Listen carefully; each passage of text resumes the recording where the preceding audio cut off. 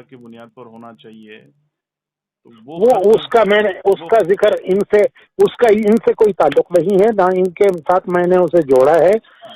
शोरियत को तो मैंने अपने तौर पर समझाया है किसी के हवाले के बगैर।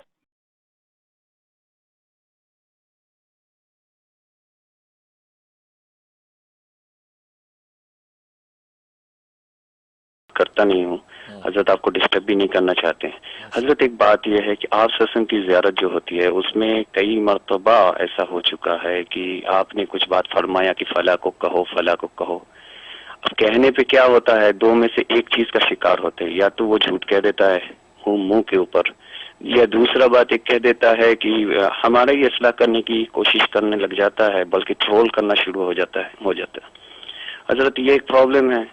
अभी मुस्तकिल एक ख्वाब मैं 2-3 मरतबा देख चुका हूँ। हमारे यहाँ एक बड़े जिम्मेदार है बेंगलोर शहर के, इंडिया के, और वहाँ के अमेरिका में भी इनके बड़े बिजनेस हैं जूता चप्पल के।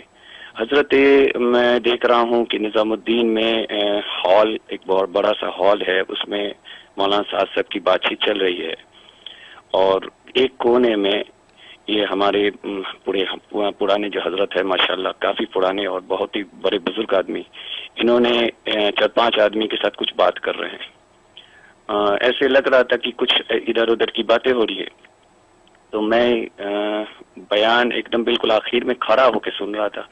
तो इतने पे अल्लाह के नबी सल्लल्लाहु अलैहि वसल्लम मेरे सामने आए, तशरीफ लाए और कहा कि उनके नाम लेकर के बाकायदा फरमाया, मैं नाम लेना नहीं चाहता, उन्होंने बाकायदा ये बताया कि इनको कहो कि मौलवी साद की मुखालिफत छोड़ दे।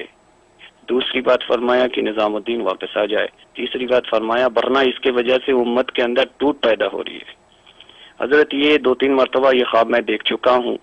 मसला यह है कि हजरत एक बहुत बड़ा प्रॉब्लम हमारे साथ ये है, जो मैं पहले आपसे अर्ज कर चुका हूँ। हजरत कुछ रास्ता बताइए हमें। जज़ाकमुल्लाह खैरन कसीरा फित्ता। अल्लाह अकबर, आमीन आमीन। माशाल्लाह माशाल्लाह। मजनू साहब ने इंडिया से कॉल की है। अल्लाह अल्लाह के रसूल का अल्लाह पूरी उम्मत को मजनू बनाए।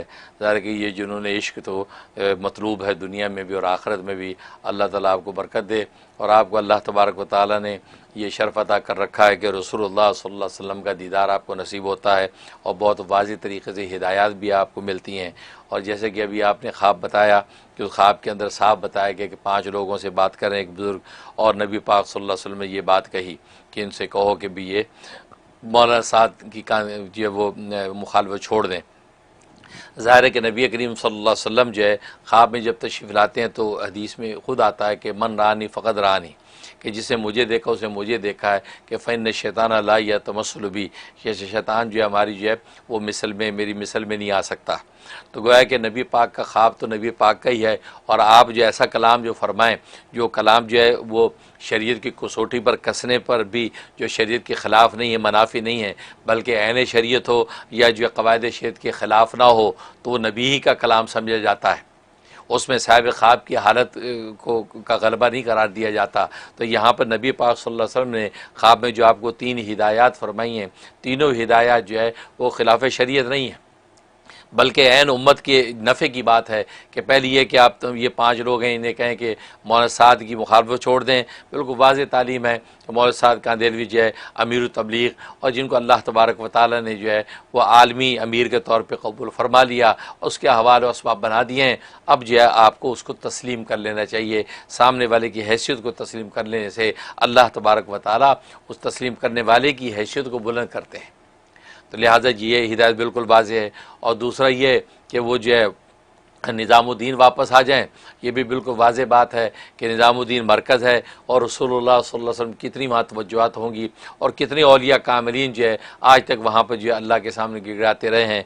तो लिहाजा वो उसका वापस आना और मरकज़ के साथ रहना, मन शज़्ज़ शुज़्ज़ फ़िन्नार का शिकार ना हो, कि जिसने अलहदगी इख्तियार की मरकज़ से और सवाद आज़म से, तो वो जो है वो جہنم کی آگ کا ایندھن بنے گا۔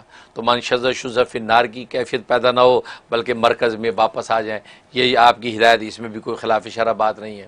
اور تیسری بات جو ہے کہ امت کے اندر توڑ پیدا ہو رہا ہے، اس میں شک نہیں ہے کہ امت کے اندر ظاہری یا باطنی، قلبی یا قالبی کسی بھی طریقے سے یقیناً توڑ پیدا ہو رہا ہے، قدورتیں پیدا ہو رہی ہے، غیبت اور چغلی کی کیفیت پیدا ہو رہی ہے، اچھے اچھے دیندار جو ہے بڑی گھٹیا قسم کی باتیں، گھٹیا خسیس قسم کی گفتگو کر رہے ہیں، اپنے جو نامہ اعمال کو برباد کر رہے ہیں، اپنی دینی محنتوں کو ضائع کر رہے ہیں۔ تو اسے نبی پاک صلی اللہ علیہ وسلم کو یہ دکھ ہے، لہٰذا اس لیے امت کا شرع یقین بھی کر رہا ہے، یہ بھی ایسی نصیحت ہے، اتحاد امت و مطلوب ہے، اس پہ عمل کرنا چاہیے۔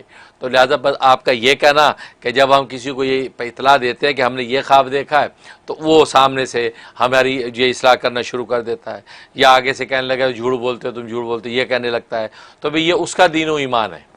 آپ کا کام اس پیغام کو پہنچا دینا ہے، بھلے لکھ کے پہنچائیں یا زبانی پہنچائیں، آپ کا پیغام ہے اس کو پیغام پہنچا دینا ہے۔ سب سے اچھا طریقہ تو لکھ کے پہنچانے کا ہے، لکھ کے آپ اس کو پیغام پہنچائیں تاکہ آپ کے پاس بھی ریکارڈ رہے، اس کے پاس بھی ریکارڈ رہے کہ لکھ کے پیغام پہنچ گیا۔ اب اگر مانتا نہیں مانتا، یہ اس کا کام ہے، اس میں آپ کا کام نہیں۔ ہاں اس کو ماننا چاہیے، خاص طور پہ ایک مومن مسلمان جو ہے نبی پاک صلی اللہ علیہ وسلم کے خواب کے حوالے سے بات کر رہا ہے، ظاہر کہ مبشرات تو اہل ایمان کو آئیں گے، لہم البشریٰ فی الحیات الدنیا و فی الآخرہ، تو یہ تو اہل ایمان کے لیے یہ بشارتیں ہیں۔